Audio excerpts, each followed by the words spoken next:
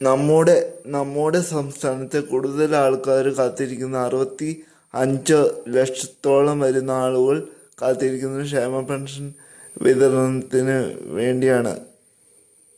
വിധവാ pension, ഭിന്നശേഷി pension, അവിവാഹിത pension, കർഷക തൊഴിലാളി പെൻഷൻ എന്നിങ്ങനെ ഒട്ടേറെ പെൻഷനുകൾക്ക് വേണ്ടിയാണ് ജനങ്ങൾ കാത്തിരിക്കുന്നത്.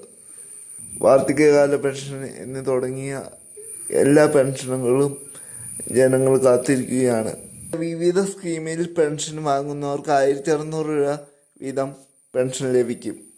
അതുപോലെ തന്നെ ക്ഷേമനിധി ബോർഡ് പെൻഷനുകളിൽ നിന്ന് പെൻഷൻ വാങ്ങുന്നവർക്ക് 1600 രൂപ വിതരണം ഉണ്ടാകും.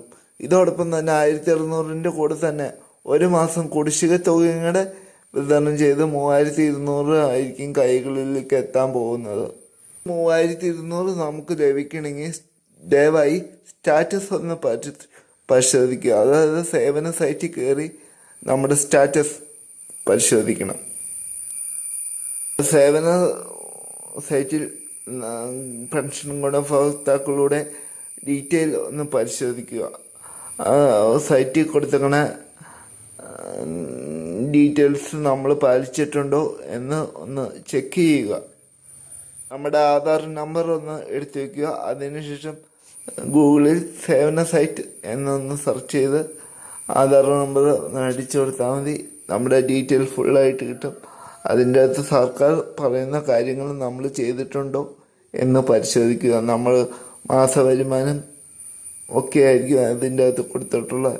അപ്പോൾ അതൊക്കെ പാലിച്ച് മുന്നോട്ട് പോകുന്നവർക്ക് മാത്രമാണ് നമുക്ക് ക്ഷേമ പെൻഷൻ ഇനി മുതൽ കിട്ടുകയുള്ളൂ. പ്രധാനമായും നമ്മൾ നോക്കേണ്ട കാര്യം വരുമാന സർട്ടിഫിക്കറ്റും അതുപോലെ ബയോ മസ്റ്ററിങ്ങും കാര്യങ്ങളുമാണ്.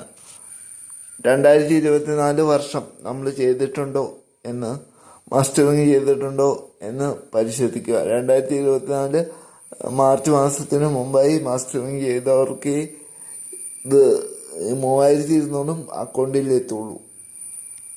അപ്പോൾ ഇത്രയാണ് ഈ വീഡിയോയിൽ പറയാനുള്ള. ചാനൽ ഇഷ്ടപ്പെട്ട ഒന്ന് ലൈക്ക് ചെയ്യുക, ചാനൽ സബ്സ്ക്രൈബ് ചെയ്യുക. മറ്റൊരു വീഡിയോ ആയിട്ട് വീണ്ടും കാണാൻ നിങ്ങളുടെ അഭിപ്രായങ്ങളും നിർദ്ദേശങ്ങളും കമൻറ്റായി രേഖപ്പെടുത്തുക.